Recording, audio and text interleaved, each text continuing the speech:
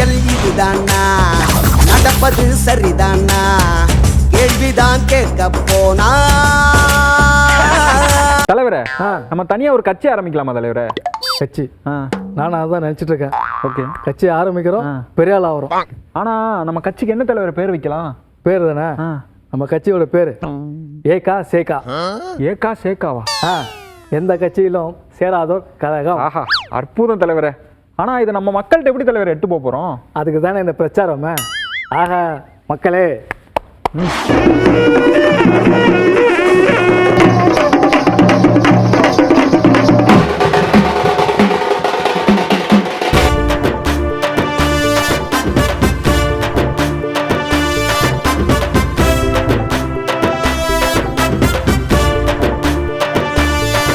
நாங்கள் வெற்றி பெறும் வரை தூங்க மாட்டோம், எதிரிகளையும் தூங்க விட மாட்டோம், அவர்களை ஓட ஓட விரட்டி அடிப்போம். வெற்றியே நமது இலக்கு. போர்க்கண்ட சிங்கம் யார் கண்ட அஞ்சும். அது நான் சொல்லப்பா, அவர் சொல்றாரு. 17ஆம் தேதி 5 மணியோட பிரச்சாரம் முடிஞ்சது. இப்போ இருக்க போறது நம்ம கையில் இருக்கிறது வெறும் 12 நாட்கள் தான். நான் இன்னைக்கு பிரச்சாரத்தை முடிச்சுட்டு எடுத்து மயிலாடுதுறை போறேன். நாளைக்கு முழுக்க சென்னை. ஆனா இங்க இருக்க போறது நீங்க தான், நிர்வாகிகளாக நீங்க, கட்சிக்காரங்க நீங்க, கூட்டணி கட்சியை சார்ந்த அருமை சகோதரர்கள் நீங்க அத்தனை பேரும் பொறுப்பெடுத்துக்கணும். ஏதோ வந்தோம், நான் பேசினதை கேட்டோம், கலைஞ்சு போனோம்னு இருக்காம பொறுப்பெடுத்துக்கணும். ஒரு ஓட்டுக்கும் நான் பொறுப்பு, இந்த வீட்டு குடும்ப ஓட்டுக்கு நான் பொறுப்பு, இந்த 2 வீட்டுக்கு நான் பொறுப்பு, இந்த தெருவில் இருக்க வீடுகளுக்கு நான் பொறுப்புன்னு நீங்க அந்த பொறுப்புகளை பிரிச்சு எடுத்துக்கணும். இந்த பிரச்சாரத்தை ஏன் நம்முடைய கூட்டணி சின்னம் கதிரறிவாள் சின்னத்துல அண்ணன் செல்வராஜ் அவர்களுக்கு வாக்களிக்கணும்? ஏன் நம்முடைய ஒன்றிய பிரதமர் 29 பைசாவை ஓட ஓட விரட்டணும்னு நீங்க இந்த பிரச்சாரத்தை அடுத்த 12 நாட்கள் நீங்க செய்வீங்களா? இப்ப 29 பைசா தொடர்ந்து சொல்லிட்டே இருக்காரு. என்ன தெரியுமா சொல்றாரு? திமுக தலைவருக்கு தூக்கம் போயிடுச்சு சொல்றாரு. திமுக தலைவர் தூக்கம் போயிடுச்சு, திமுக காரன் கூட்டணி கட்சிக்காரங்க தூக்கம் போயிடுச்சு அப்படின்ற. ஆமா, எங்களுக்கு தூக்கம் போயிடுச்சு. உங்களை தோக்கடிச்சு உங்களை ஓட ஓட தமிழ்நாட்டில இருந்து விரட்டுற வரைக்கும் திமுகவும் சரி எங்களோட கூட்டணி கட்சியும் சரி தூங்க மாட்டோம். தூங்காம அடுத்த 12 நாள் எங்களுடைய தேர்தல் பிரச்சாரத்தை நாங்க தொடர்ந்து செய்வோம். செய்வீங்களா? நிச்சயம் பண்ணுவீங்களா? உங்களை எல்லாம் அன்போடு கேட்கிறேன், பண்போடு கேட்கிறேன், பாசத்தோடு கேட்கிறேன், உரிமையோடு கேட்கிறேன். உங்கள் ஊர் பிள்ளையாக கேட்கிறேன், உங்கள் வீட்டு பிள்ளையாக கேட்கிறேன். திமுகவுக்கு ஆதரவா வாக்கு சேகரிக்கிற நம்முடைய உடன்பிறப்பு ஒருத்தர் பிரச்சாரத்தில் மாதம் உரிமை தொகை வழங்குறத பத்தி கேட்டிருக்காரு. அதுக்கு அந்த சகோதரி சொல்றாங்க, உரிமை தொகையா வர 1000 ரூபாய் என் மகளோட எதிர்காலத்துக்காக செல்வ மகள் திட்டத்தில் சேமிக்கிறேன்னு சொன்னார். இப்படி தமிழ்நாடு முழுக்க 1,15,00,000 சகோதரிகள் உரிமையோடவும் பாசத்தோடவும் எங்க அண்ணன் ஸ்டாலின் கொடுக்கிற தாய் வீட்டு சீர் இருக்குன்னு சொல்றாங்க.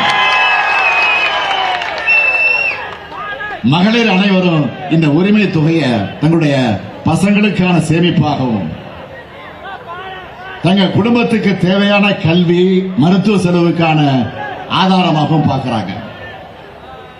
இன்னும் சொல்லணும்னா, நம்ம சகோதரிகிட்ட சென்று சேரும் உரிமை தொகை நம்மளோட கிராமப்புற பொருளாதாரம் வளர உதவிகரமா இருக்கு.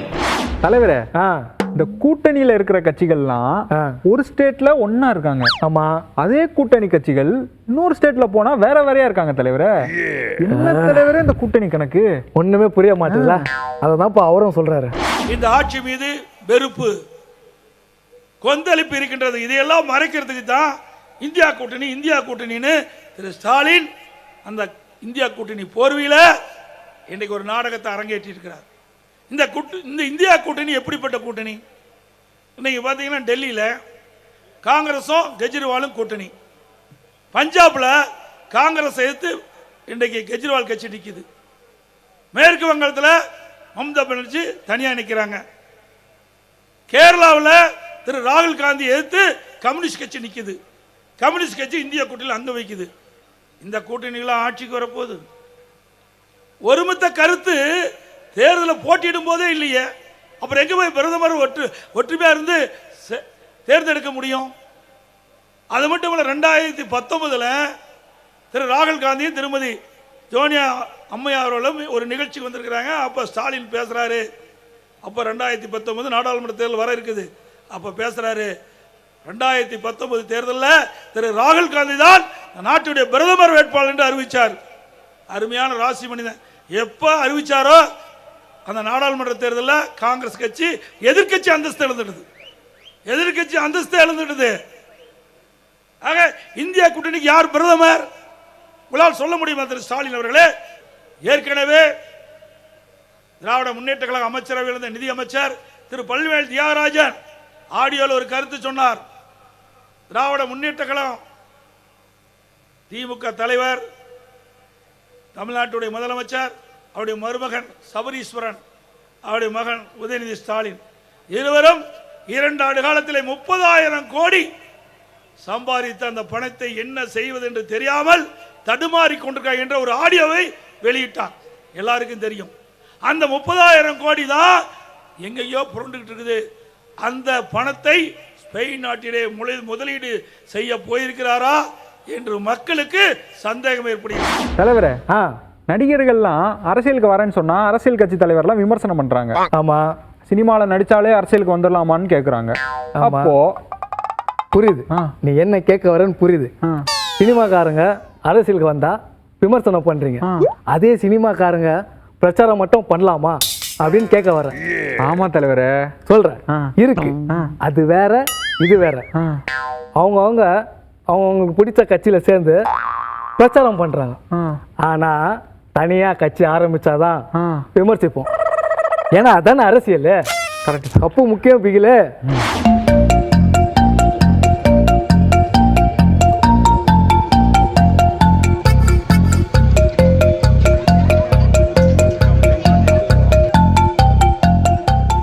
கேஸ் விலை 100 ரூபாய் குறைச்சிருக்காங்க. அந்த 100 ரூபாய் இப்போ எலெக்ஷன் முடிஞ்சதுக்கு அப்புறம் டபுளா ஏறும். இது என்ன ஒரு பித்தலாட்டம் பாருங்க. மரவாதியர்கள், தாய்மார்களே, பெரியோர்களே, சூப்பர் ஸ்டார் நடிகையும் தேசிய செயற்குழு உறுப்பினருமான அருமை சகோதரியார் கம்யூனிஸ்ட் கட்சி தோழர்களை பத்தி நாம சொல்லவே வேண்டாம். மக்களுக்கு ஒரு பிரச்சனை என்றால் முதலாவதாக களத்தில் நிற்பது கம்யூனிஸ்ட் கட்சி தோழர்கள். அதிகாரம் இருக்கிறதோ இல்லையோ வந்து போராடுவது கம்யூனிஸ்ட் கட்சி தோழர். எங்களுக்கு உதவி செய்யல, நாங்க கேட்ட பணம் கொடுக்கலன்னு பழிய தூக்கி மத்திய அரசாங்கம் மேல போடுறாரு. நாங்க காசு கேட்டா கொடுக்க வேண்டியது தானே, அது என்ன அவங்க அப்பா வீட்டு காசான உதயநிதி கேட்கிறாரு. மக்களை ஏமாத்துறதுக்காக பேசுறாரு. இந்த வெற்றி உங்களுக்கான ஒரு வெற்றியாக இருக்கும்.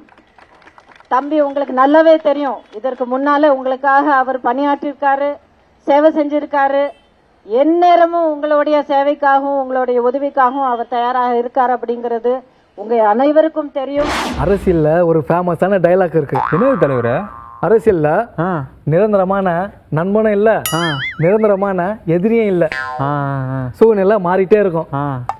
அன்னைக்கு ஒன்னா இருந்தவங்க இன்னைக்கு வேற வேற பக்கமா போய் ஒருத்தருக்கு ஒருத்தர் விமர்சனம் பண்ணிக்கிறாங்க. என்ன ஃபீலிங்ஸா? ஆமா தலைவரே, நீங்க பாருங்க. என்ன இங்க 2 பேரும் நம்ம இன்னைக்கு எடுத்து பேசிட்டு இருக்கோம்.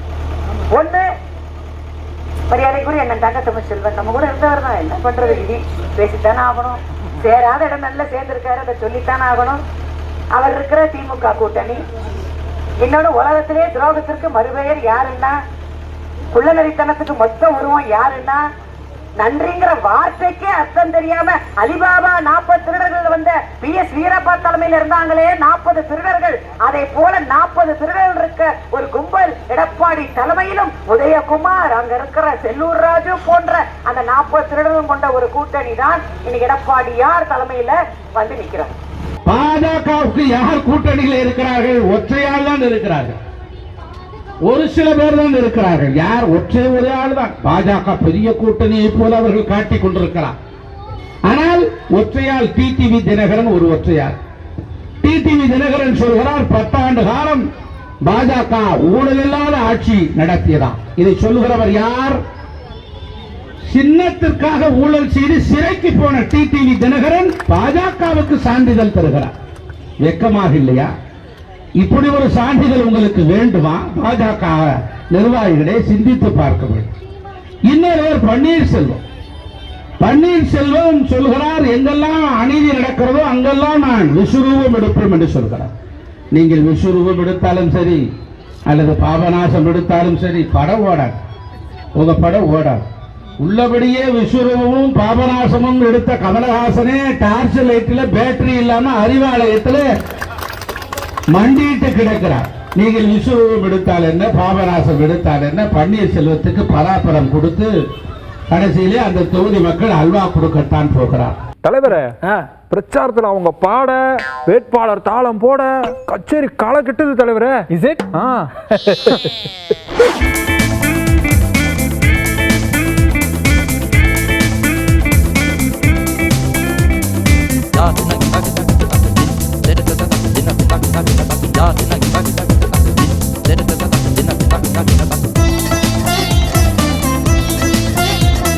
தலைவரே, தேர்தல் டைம்னாலே எல்லா இடத்துலயும் ஒரே செக்கிங் தலைவரே. ஆமாப்பா, யார் வண்டியா இருந்தாலும் தேர்தல் ஆணையம் செக் பண்ணி தான் அனுப்போம். ஆமா தலைவரே, அங்க பாருங்க.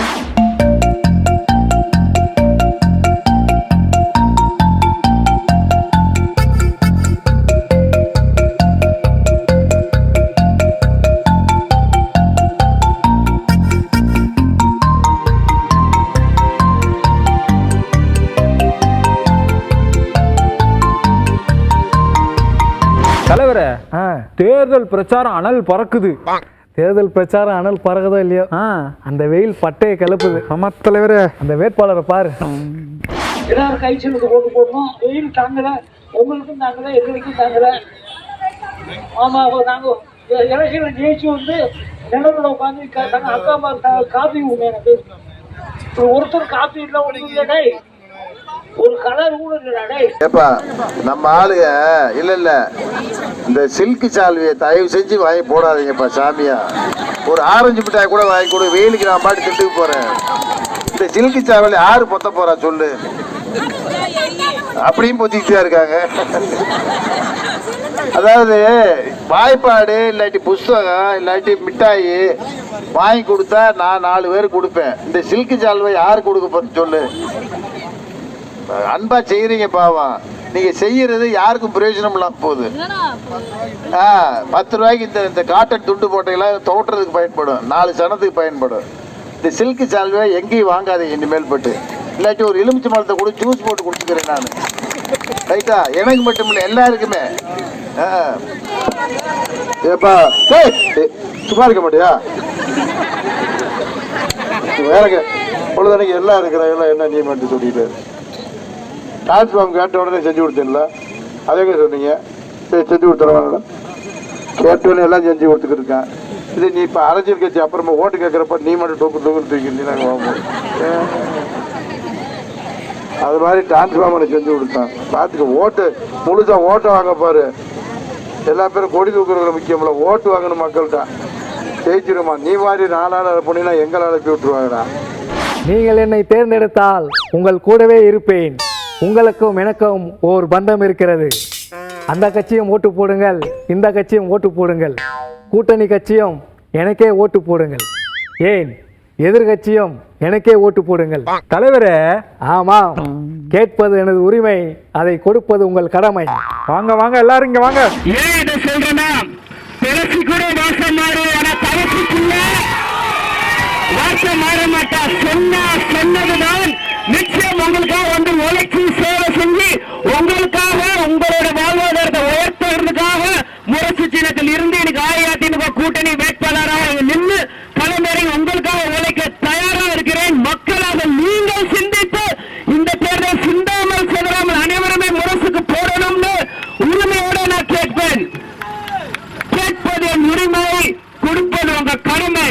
பெருமையை சொல்றேன், கேட்பது என் உரிமை, கொடுப்பது உங்கள் கடமை. அதனால எல்லாருமே உங்க வாக்குகளை மறைந்திருந்த திமுக நண்பர்களுக்கும் சொல்லிக்கிறேன், காங்கிரஸ் நண்பர்களும், பாஜக அனைத்து கட்சி நண்பர்களும் சொல்லிக்கிறேன், நீங்களும் சரி எல்லாரும் சரி, இந்த ஒரு முறை அனைவரும் உங்கள் வாக்குகளை சிந்தாமல் செதறாமல் முரசு சின்னத்தில் கொடுக்கிறோம் தாழ்மையோட கேட்டுக்கிறேன். என் உயிரினம் மேலான அன்பு உடன் பிறப்புகளை, நமது வேட்பாளரை பெருவாரியான வாக்கு வித்தியாசத்தில் வெற்றி பெற வைக்குமாறு அன்புடன் கேட்டுக்கொள்கின்றேன்.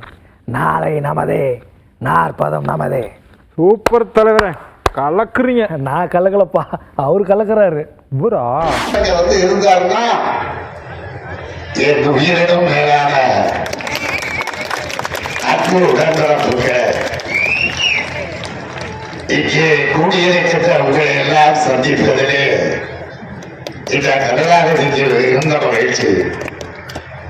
மாவட்ட கழகத்தினுடைய செயலாளர் தம்பி மணிவாளன் என்று இங்கே அழைத்திருக்கிறார். அன்பு தம்பி அமைச்சர் மூர்த்தி அவர்கள் நீங்கள் வர வேண்டும் என்ற காரணத்தினால் இங்கே நான் உங்கள் முன்னால் இந்த கருணாநிதி வந்திருக்கிறது என்ற அந்த கம்பீர குரல், அந்த கரகரத்த குரல் என் காதுகளிலே இன்னும் ஒலித்துக் கொண்டிருக்கிறது. பொதுவா என்னை பொறுத்த வரைக்கும் நான் உங்களுக்கு சொல்றேன், 45 வருஷமா சினிமாவில் இருக்கேன், 45 வருஷமா அரசியல் இருக்கேன். எத்தனையோ நடிகர்கள் நீங்க பார்த்துருக்கீங்க. ஒரு 6 மாசம் இருப்பான், பதவி பொறுப்பு வந்தா இருப்பான், இல்லாட்டி வேற கட்சிக்கு போயிடுவான், இன்னொரு கட்சிக்கு போவான், இன்னொரு கட்சிக்கு போவான், அங்க பதவி இல்லையா இன்னொரு பக்கம். இப்படியே நீங்க எத்தனையோ நடிகர்கள் நீங்க பார்த்துருப்பீங்க. எல்லாரும் என் நண்பர்கள் தான். நான் சொல்ல வேணாம், அதனால நான் வந்து சொல்லாம விடுறேன். ஆனால் எனக்கு விவரம் தெரிந்த காலத்திலிருந்து நான் ஏன்னா இந்த மண்ணை சேர்ந்தவன், மதுரை மாவட்டத்து மண்ணை சேர்ந்தவன், இந்த மண்ணுக்கு சொந்தக்காரன். ஒருவரை நம்பிவிட்டார் அவரை கடைசி வரை அவரோடு நம்பிக்கையோடு இருக்கிற அந்த குணம் இந்த மண் எனக்கு கற்றுக் கொடுத்திருக்கிறது. அதனால நான் 40-45 வருஷமா திராவிட முன்னேற்ற கழகத்திலே தொண்டனாக, தலைமையினுடைய தம்பியாக, தளபதியினுடைய சகோதரராக இங்கே இருக்கிறேன். ஏல பசுபதி எறா வண்டியா இங்க பஞ்சாயத்துக்கா தலைவர பிரச்சாரத்துக்குடா. நான் வந்து இந்த பிஜேபி சார்பா நான் கேட்கிறேன், எங்களுக்கு பிரதமர் வந்து நரேந்திர மோடிஜி அப்படின்னு நான் அடிச்சு சொல்றேன். ஏன்னா நரேந்திர மோடிஜி வந்து பிரதமர். இப்ப அடுத்த கூட்டணி என்று எடுத்துக்கொண்டால், திமுக கூட்டணி எடுத்துக்கொண்டால், உங்கள் பிரதமர் யார்? இன்னும் அவங்க அறிவிக்கல. இது ஒரு பிரதமர் வேட்பாளர் இல்லாம அவங்க தேர்தல்ல சந்திக்கிறாங்க.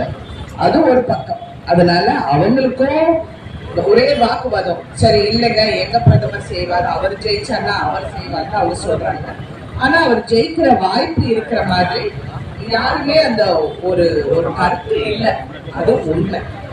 இன்னொரு பக்கம் பாத்தீங்கன்னா இபிஎஸ் அவர்களும் தேமுதிகவும் கூட்டணியில் இருக்கிறார்கள். சரி வந்திருக்காங்க, வாக்குகளை சேகரிக்க எல்லாரையும் வந்து சந்திக்கிறாங்க. நீங்க உங்க பிரதமர் வேட்பாளர் யார்? இபிஎஸ்ஆ? யார் உங்க வேட்பாளர்? நீங்க யார் அனுப்புவீங்க? இப்ப கூட அவர் சொல்லியிருந்தாரு, நான் வந்து எனக்கு கூட்டணி வேண்டாம், ஆனால் நான் உங்களுக்காக பாடுபடுவேன். எப்படி பாடுபடுவீங்க? நான் டெல்லிக்கு சென்று இங்கே வர வேண்டியதெல்லாம் நான் போராடுவேன் என்று சொல்லுகிறேன். ஏன் யாருக்கிட்ட போவாங்க? யார் கூட நீங்க கூட்டணி? எதற்கு? நீங்க அங்கேயும் ஸ்விட்ச் ஆஃப், இங்க ஃபியூஸ் அவுட். எங்க மாநிலத்துல நீங்க எதிர்க்கட்சி. உங்களால என்ன செய்ய முடியும்? மக்களுக்கு வந்து நான் உங்களுக்கு அதை செய்யறேன் இதை செய்யறேன்னு நீங்க எப்படி செய்வீங்க? இது ஒரு சிம்பிளான கேள்விதான். இதுக்கு நீங்க பதில் சொல்லுங்க. ஆனா நாங்க தெளிவாக சொல்லுகிறோம், நாங்கள் நரேந்திர மோடிஜி அவர்களை தான் பிரதமராக பார்க்கிறோம். அவர் தான் செயல்பட போகிறார். நான் இங்கே போட்டியிடுகிறேன். நீங்கள் என்னை தேர்ந்தெடுத்து உங்கள் வேட்பாளராக, உங்கள் பிரதிநிதியாக என்னை டெல்லிக்கு அனுப்புங்கள். நான் கண்டிப்பாக இங்க குறைகள் நிறைய இருக்கிறது. அது நாட்டமை அவர்கள் தெளிவாக சொல்றேன்னு சொன்னாரு. அவருக்கும் நான் மைக் கொடுக்கிறேன். நான் ரொம்ப நேரம் மறுபடியும் உங்களிடம் மிக தாழ்விடம் கேட்டுக்கொள்கிறேன்.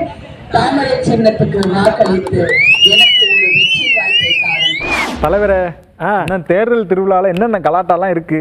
கலாட்டாவுக்கா பஞ்சம்? பார்க்கலாம்.